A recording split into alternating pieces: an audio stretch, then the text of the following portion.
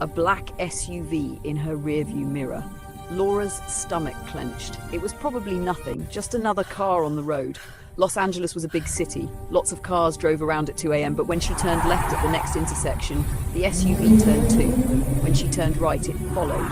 No, Laura whispered, her knuckles white on the steering wheel. No. They'd found her. Somehow, they'd found her. Laura pressed down on the accelerator, the old Mercedes picking up speed. She took turns at random now, not caring where she was going, just trying desperately to lose the vehicle behind her. But the SUV stayed with her, matching her every turn, getting closer. Her original plan was forgotten now. She couldn't stop at a hotel. They'd just grab her from the parking lot. She couldn't go to the police. What would she even say? That her stepmother was planning something undefined and vague? She had to keep driving, had to outrun them, had to... Laura's eyes dropped to the dashboard. The fuel gauge was flashing red. Empty. No! Laura's voice rose to a panicked shout. She'd been so focused on escaping that she hadn't thought to check the tank. The car had been sitting unused for months. Of course, it was nearly empty. The engine began to sputter. Laura fought to keep the car moving, turning onto another side street, praying she could make it to a gas station, to anywhere with people and lights and help. The Mercedes jerked, coughed, the engine died completely. Laura frantically turned the key, pumping the gas pedal, but it was useless. The car was out of fuel. She was stranded. In her rearview mirror, she saw the black SUV slow to a stop about thirds behind her. The headlights went dark. Laura's breathing came in short, sharp gasps. Her hands fumbled for her phone. Call 911. Call someone. Call for help. But before she could dial, headlights suddenly blazed in front of her. Another black SUV had appeared from a side street, blocking her path forward. She was boxed in. Trapped. Move! Laura screamed at herself. She threw the car into neutral and tried to restart it one more time, knowing it was hopeless but unable to accept it. The door locks clicked open remotely. Strong hands grabbed her from both sides as men pulled open the driver's side door and the passenger side simultaneously. No! Let me go! Laura fought with everything she had, scratching, biting, kicking. One of her flailing hands connected with something, a man's face maybe, and she heard a grunt of pain. But there were too many of them, too strong. She felt the sharp prick of a needle in her arm. No, please, don't. The world started to blur around the edges, colours bleeding together, sounds becoming distant and muffled. The last thing Laura registered before the darkness claimed her completely was being lifted from the driver's seat, her body limp and unresponsive, as a calm voice said, open quote, target secured, en route to the location now. Close quote. Then nothing, just black, dreamless void. Laura's mind snapped back to the present. She blinked. The memories faded, the chase, the crash, the 3 days locked up, the forced signatures. This was real. She was actually married to Brian's father, to a man 30 years older, to someone she barely knew. Life in the mansion! Weeks later, Laura barely left her room. Didn't eat, didn't sleep. Just stared at walls and tried to understand how her life had become this nightmare. Alex kept his distance, never entered without knocking, never demanded anything. Just had staff deliver meals she didn't touch and ask if she needed anything. She needed freedom. She needed answers. She needed to wake up from this hell. None of that was offered. As time goes on, Laura started exploring her prison. The suite Alex had given her was massive. Bedroom, sitting room, office, private terrace. Everything decorated in expensive neutrals. A gilded cage. She had access to the rest of the mansion too. Went for walks in the gardens, swam in the pool, avoided Alex whenever possible. But she couldn't avoid Brian. He was always there, in hallways, at breakfast, in the library, and he was so cold. Every time Laura tried to talk to him, he looked through her like she was glass. When she said his name, he walked away. When she begged for explanations, he stayed silent. It was worse than hatred. It was indifference. Like she meant nothing, like they'd never loved each other, like the past 18 months had been erased. Week 3. Alex was kind. That was the part that confused Laura most. She'd expected cruelty, control, demands. Instead, Alex treated her with gentle respect, asked about her day at dinner, remembered she preferred tea to coffee, had her favourite books delivered, gave her unlimited credit cards and freedom to go anywhere, with a driver who reported her movements. But still, Why are you being nice to me? Laura demanded one evening at dinner. They ate together most nights, awkward, formal affairs she couldn't escape. You forced me into this marriage. Why pretend to care? Alex set down his wine. Just because circumstances brought us together unconventionally doesn't mean I want you to suffer. Despite what you think, I'm not a cruel man. You kidnapped me. To protect you. From what? From Mandy. Alex's eyes met hers. Serious. She was planning to steal everything, Laura. Your father's entire estate. I had to act fast. By marrying me, it was the only way to get legal authority over your affairs before she could destroy you. Alex leaned forward. I know you don't believe me now, but in time you'll understand. Everything I did was to honor your father's wishes and keep you safe. Laura wanted to throw her wine in his face, but something in his expression stopped her. He looked sincere, almost pained. It didn't make sense. None of this made sense. Sometimes Laura tried reaching out to old friends. Most didn't respond. The few who did had clearly heard Mandy's version of events. Open quote, "We heard you had a breakdown after your dad died, that you cheated on Brian. Are you okay? Is marrying his father some kind of mental health crisis?" Close quote. The narrative was set. Laura was crazy, unstable. The marriage was for her own protection. No one would help her. No one believed her. She was completely alone. 3 days later, Laura saw Brian in the garden one afternoon. Decided to confront him one last time. Why? She demanded, blocking his path. Why did you do this to me? I loved you, Brian. I was going to marry you. We were supposed to have a life together, so why? Brian's jaw tightened. For a moment, just a moment, she saw emotion flicker in his eyes. Then it was gone. You did this to yourself, he said flatly. The affair, the lies, all of it. There was no affair. Those photos were fake. Brian, please. I have nothing more to say to you, Laura. He stepped around her. Excuse me. He walked away. Laura watched him go and felt something inside her die. The man she'd loved was gone, replaced by this cold stranger who looked at her with nothing but contempt. The next day, Laura was having breakfast alone on her terrace when her phone, recently returned to her by Alex, buzzed with a notification. Instagram. She almost didn't look. Social media had become torture. People commenting on her scandalous marriage, making jokes, spreading rumors. But something made her open the app, and there it was, a photo of Brian and Mandy, close together, smiling. Mandy's hand extended, showing off a massive engagement ring. The caption read, open quote, "Love finds you when you least expect it. So thrilled to announce my engagement to this wonderful man. Age is just a number when you've found your soulmate. Tash new beginnings, love wins, Brian and Mandy." Close quote. Laura's phone slipped from her hands, crashed on the terrace tiles, screen cracking, but she barely noticed because her entire world was cracking too. Brian was engaged to Mandy, her ex-fiancé was marrying her stepmother. The man she loved was with the woman who'd destroyed her life.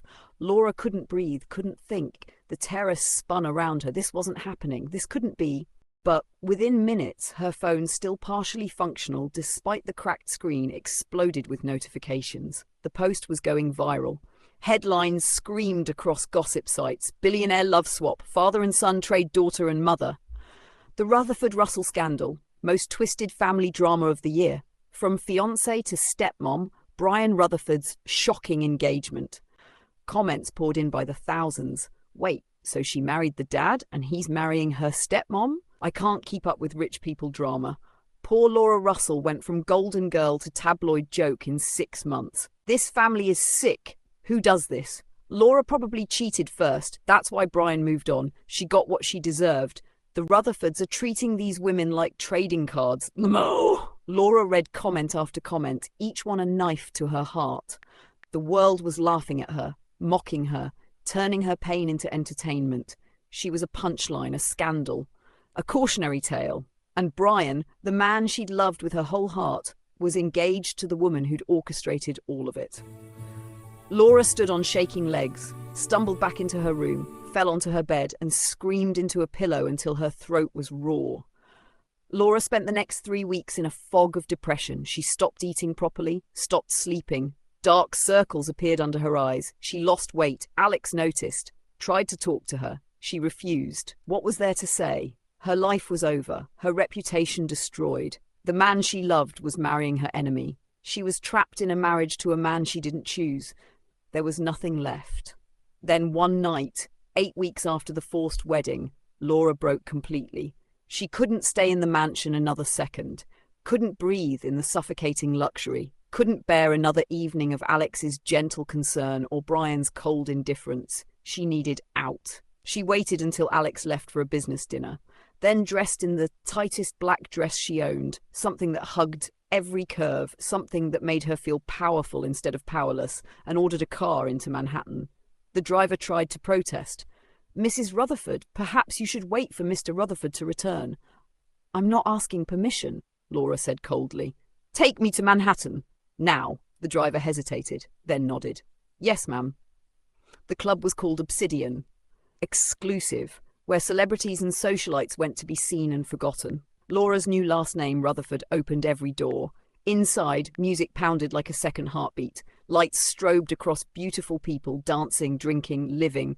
The air smelled like expensive perfume and expensive alcohol and expensive mistakes. Perfect.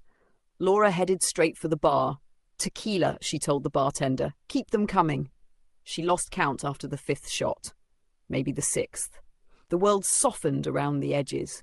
The pain became distant, manageable, almost gone. She danced with strangers, laughed at jokes she didn't understand, let hands touch her waist, her hips, her shoulders, didn't care who they belonged to. For the first time in 2 months, Laura felt something other than despair. She felt numb, and numb was better than broken. She saw him across the crowded dance floor. In the VIP section, surrounded by Mandy's friends and pretty girls trying to get his attention. Brian, looking absolutely miserable despite the party happening around him. Their eyes met, and Laura saw it. The same pain she felt reflected back at her, the same exhaustion, the same desperation. She didn't remember walking over to him, didn't remember pulling him onto the dance floor, but suddenly they were pressed together, moving to the music. And all the hurt and anger and betrayal between them ignited into something else entirely. Something desperate, reckless, wrong. "Why?" Laura shouted over the pounding music, her hands fisted in his shirt. "Why did you leave me?" "I didn't have a choice," Brian shouted back, his hands gripping her waist. "God, Laura, if you knew—" "Knew what?" But his answer was lost in the noise. They stumbled out of the club together, into a hotel across the street. Up an elevator neither of them remembered pressing buttons for, into a room that cost $1,000 a night, and neither of them cared. They collided like two people drowning. Desperate, frantic, trying to reclaim something they'd lost or destroy what was left. Laura couldn't tell which. It was messy, alcohol-fueled, heartbroken, wrong in every way. And when it was over, Laura lay in tangled sheets, staring at the ceiling, and felt the last piece of herself shatter. She'd just slept with her ex-fiancé, who was engaged to her stepmother, while she was married to his father. She'd become exactly what the tabloids said she was. Laura left before Brian woke, called her driver, returned to the mansion before dawn, showered for an hour, trying to wash away the shame. When Alex returned from his trip 2 days later, Laura couldn't meet his eyes. 6 weeks later, Laura stared at the pregnancy test in her trembling hands, 2 pink lines. Positive. "No," she whispered to her empty bathroom. No, this can't be happening." But it was happening. The nausea that had plagued her for 2 weeks, the exhaustion that sleep couldn't fix, the missed period she'd tried to ignore. All signs pointing to one terrifying truth. She was pregnant. Laura sank to the cold marble floor, her back against the bathtub, the test still clutched in her hand, pregnant with Brian's baby.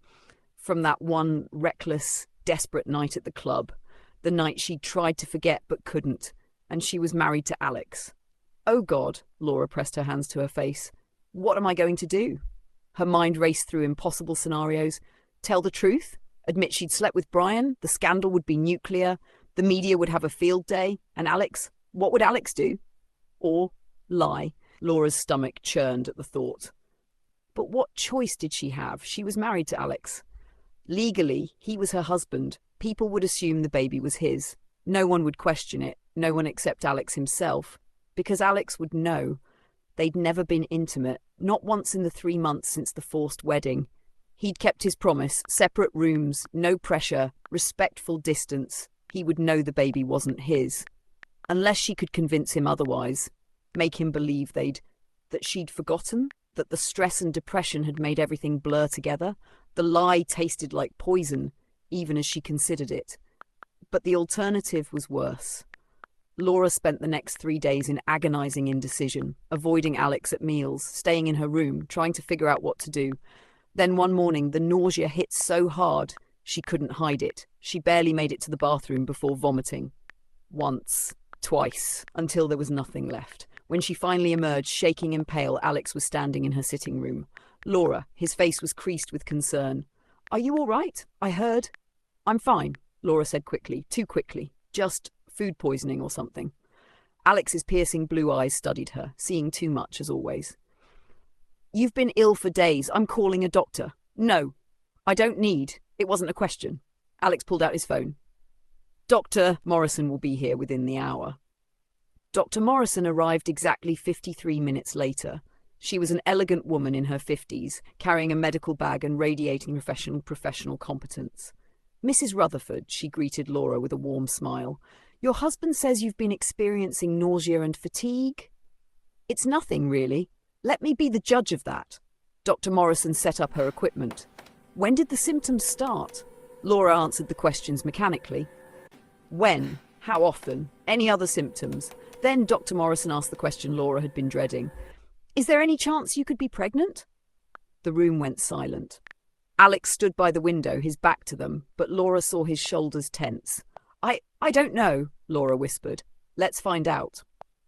Dr. Morrison produced a pregnancy test. "Bathroom is through there?" Laura took the test with numb fingers, went into the bathroom, peed on the stick even though she already knew what it would say. 2 pink lines appeared immediately. She emerged holding it like a live grenade. Dr. Morrison took one look and smiled. "Congratulations, Mrs. Rutherford. You're pregnant. I'd estimate about 6 weeks based on your symptoms. We'll do a blood test to confirm and get exact dates." Laura couldn't speak, couldn't move. Alex turned from the window slowly. His face was unreadable. 6 weeks, he said quietly, not a question. A statement. Dr. Morrison didn't notice the tension. "Yes, approximately. We'll schedule an ultrasound to be certain. In the meantime, I'm prescribing prenatal vitamins and—" "Thank you, doctor." Alex's voice cut through her instructions. "Please send the full report to my email and ensure complete discretion about this." "Of course, Mr. Rutherford. Patient confidentiality is, absolute discretion." Alex's tone left no room for argument. "No one learns about this pregnancy. Not your staff, not your colleagues, not anyone. Understood?" Dr. Morrison's smile faltered slightly. "Understood." After she left, Laura and Alex stood in suffocating silence. Laura's mind raced for what to say, how to explain, how to lie convincingly enough that we've never been intimate. Alex's words were quiet, calm, but they hit like bullets. Laura's breath caught. "What? You and I?" Alex turned to face her fully. "We've never slept together, Laura, not once in the 3 months since we married. So either this is an immaculate conception," his blue eyes pinned her in place, "or you're lying to me." "I'm not. I wouldn't." "Don't." Alex held up a hand. "Don't insult my intelligence. That baby isn't mine, so whose is it?" Laura felt tears spilling down her cheeks. Please don't ask me that. Whose child are you carrying, Laura? I can't. If people find out, the scandal would... "I don't care about the scandal!" For the first time since she'd known him, Alex's voice rose, anger cracking through his controlled facade. "I care about the truth. You're my wife, legally binding whether either of us wanted it or not. And now you're pregnant with another man's child. I deserve to know whose."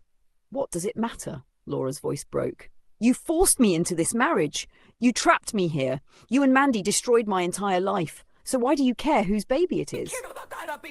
"Because I need to know what I'm dealing with." Alex ran his hand through his silver hair, frustrated, tired. "Laura, there are things you don't understand.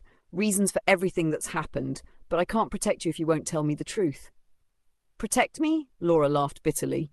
"You're the one I need protection from." Alex's expression shifted. Something like pain flickered across his face. "Is that really what you think?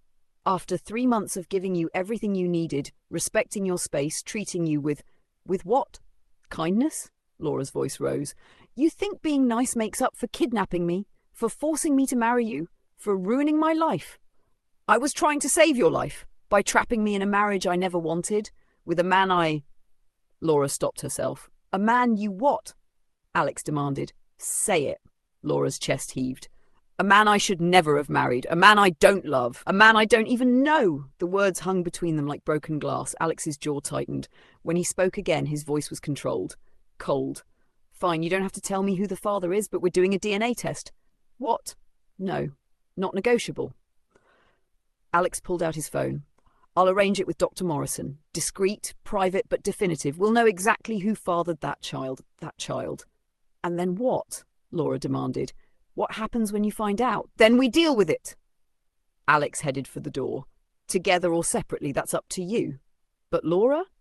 He paused at the threshold. Whatever the results show, we will handle this situation. The question is whether you want me as an ally or an enemy. Think carefully about that. He left. Laura collapsed onto the sofa, sobbing.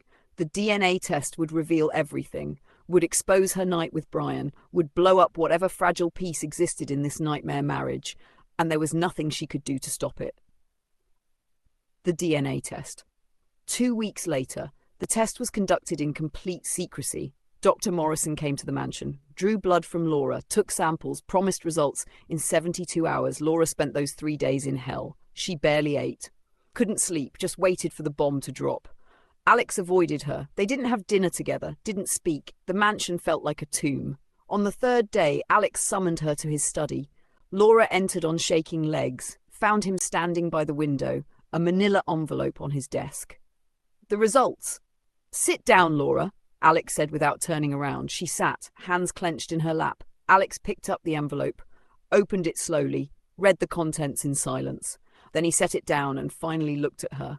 I'm not the father. Laura closed her eyes. I know. So tell me, whose child are you carrying? This was it. The moment of truth. No more running, no more hiding. Brian's, Laura whispered. The silence was deafening. Alex didn't move, didn't speak, just stared at her with an expression she couldn't read.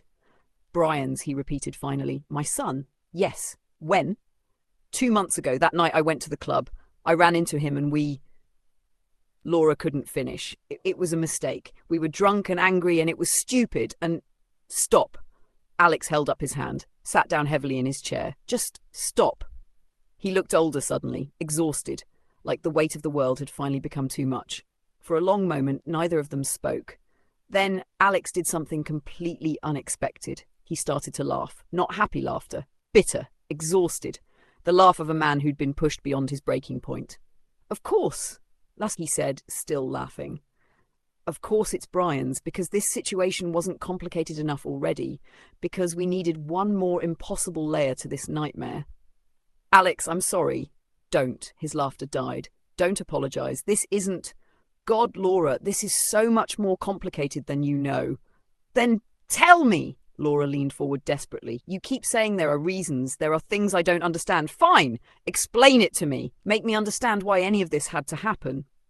Alex looked at her for a long moment, some internal battle playing out behind his eyes. Then he stood, walked to a locked cabinet, pulled out an old folder with worn edges. All right, he said quietly. You want the truth? You want to understand why I married you, why I've been protecting you, why this whole situation is even more impossible than you realized? Yes! Then sit down. Because what I'm about to tell you will change everything you think you know about your life, about your father, about me. Laura sat back down, her heart pounding. Alex opened the folder, pulled out old documents, photographs, medical records. Your father, Clinton, and I were best friends, he began. We met in college, built our first businesses together. We were closer than brothers. When he married your mother, Sarah, I was his best man. I know all this, Laura said impatiently. What does it have to? Let me finish. Alex's voice was sharp. When Clinton and Sarah tried to have children, they struggled, years of trying with no success. Finally, Clinton went to get tested. He pulled out a medical document, pushed it across the desk to Laura. She picked it up, read it. Patient, Clinton Russell diagnosis, complete azoospermia, 0 sperm count. Prognosis, patient is infertile and cannot father biological children through natural means. Laura's hands trembled. Dad was infertile? Completely. Alex's voice was heavy. He was devastated. Sarah was desperate for a child. They considered adoption, surrogates, every option, and then Clinton came to me with a proposal. What proposal? Alex pulled out another document. This one made Laura's blood run cold. Sperm donor agreement. Donor, Alexander Rutherford. Recipient, Sarah Russell. Purpose, artificial insemination for conception. No, Laura whispered. Clinton asked me to be a sperm donor, Alex said quietly. So Sarah could get pregnant, so they could have the child they desperately wanted, and like a fool, I agreed. Laura couldn't breathe. The room spun. Sarah was artificially inseminated with my genetic material. She got pregnant, and 9 months later, Alex's eyes met Laura's. You were born. The words crashed over Laura like a tsunami. You're saying... She couldn't form the sentence. You're saying your biological father. Yes. Laura stared at Alex, unable to process, unable to breathe. You're my biological father. Yes, but Clinton was your father in every way that mattered. He raised you, loved you. I was just the donor, an arrangement between friends. Alex's voice was strained. But when you were born, there were complications. Sarah hemorrhaged. The doctors couldn't stop it. She died minutes after holding you. Laura felt tears streaming down her face. Clinton and I made a pact that night, Alex continued. No one would ever know. I'd be Uncle Alex, the family friend. He'd be your father. We thought we were protecting you. So when Mandy came to you, I couldn't let her steal from my daughter, from Clinton's legacy, but I couldn't reveal why without exposing everything. Alex's eyes pleaded for understanding. Marrying you was the only way to get legal authority to protect your inheritance before Mandy destroyed you. You married your own daughter? It was never consummated. I never intended it to be. I thought I could fix everything, return your inheritance, then quietly annul it. Alex gestured helplessly at her stomach. I didn't expect this. Before Laura could respond, the study door burst open. Brian stood there, wild-eyed, breathing hard. I heard everything, he said. The door was cracked. I heard everything. He looked at Laura with devastated eyes. Alex stood abruptly, staring at him in disbelief. Why are you here? You should be with Mandy until we finalize everything. She saw the message you sent me about Laura's pregnancy, Brian said, his voice shaking. Mandy saw it, about me being the father. Laura and Alex froze, shock registering on both their faces. Brian's eyes moved between them, devastated and furious. I heard everything, he said. The door was cracked. I heard everything.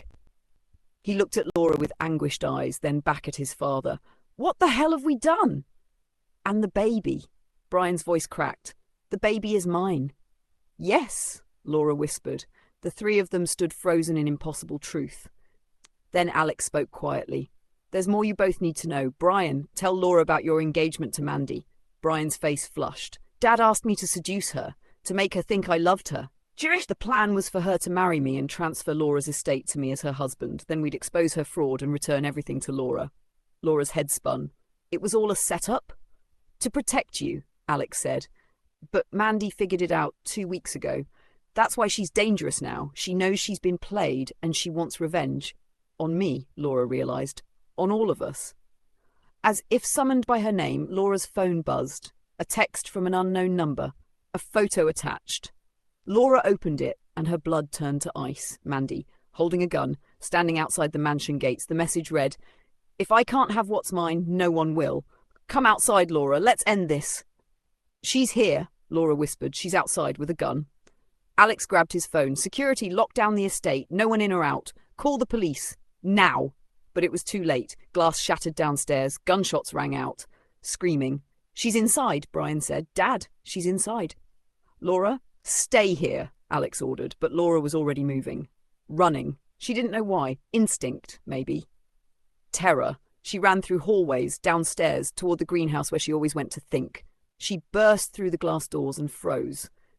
Mandy stood among the orchids, gun in hand, mascara streaked down her face, designer dress wrinkled and stained, completely unhinged.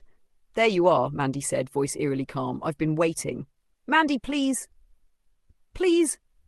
Mandy's voice cracked. You took everything from me. Clinton's money, my future, my dignity. And now I find out you've been playing me this whole time with Alex and Brian. She raised the gun. If I can't have what should be mine, then you won't live to enjoy it. The gun fired. Laura dove. The bullet shattered glass above her head. Then Brian crashed through the door, tackled Mandy. They went down hard. The gun skittered away. Mandy fought like a wild animal, screaming, clawing. I'll kill you. I'll kill all of you. Alex burst in with security. They pulled Mandy off Brian, restrained her as she thrashed. Let me go! This isn't over. Police sirens wailed outside. Laura stood shaking. Brian rushed to her. Are you okay? The baby? We're fine, Laura whispered. Mandy's screams faded as they dragged her away. It was over. Finally over. 6 months later, epilogue. Mandy was sentenced to 25 years, attempted murder, fraud, conspiracy. Laura's inheritance was restored. Her reputation cleared when the truth came out. Alex and Laura's marriage was annulled once the truth about their biological relationship became public. The media went crazy for a week, then moved on to the next scandal. Brian stood by Laura through everything: the pregnancy, the trial, the aftermath. On a warm spring morning, Laura gave birth to a healthy baby boy. She named him Clinton Alexander Rutherford. For the father who raised her and the father who protected her, both flawed, both loving in their own ways. Brian held his son with tears streaming down his face. He's perfect, he is, Laura agreed. Alex visited that afternoon, stood awkwardly at the hospital room door until Laura waved him in. Come meet your grandson. Alex approached slowly, looked down at the baby. Something in his face cracked open. He has Clinton's eyes, Alex whispered. He does. Laura, I know I can never make up for. Stop. Laura's voice was gentle. You made terrible choices, but you were trying to protect me, to honor Dad's wishes. I understand that now. So, can we start over? As father and daughter? Honestly this time? Laura looked at Brian holding their son, at Alex standing there, vulnerable and hopeful, at the family they'd somehow impossibly become. Yes, she said softly, we can start over. Brian smiled. Alex exhaled shakily. Baby Clinton yawned. And Laura Russell, survivor, mother, heir, finally felt free. Free from secrets, from lies, from the nightmare that had nearly destroyed her. She had her son. She had Brian. She had her father, both of them in different ways. She had everything that mattered. And this time, it was built on truth. The end. If you made it to the end, smash that like button. Drop a comment telling me what you thought of this wild story. Subscribe for more dramatic romance stories. Share this with someone who loves plot twists. Thanks for watching, and I'll see you in the next video.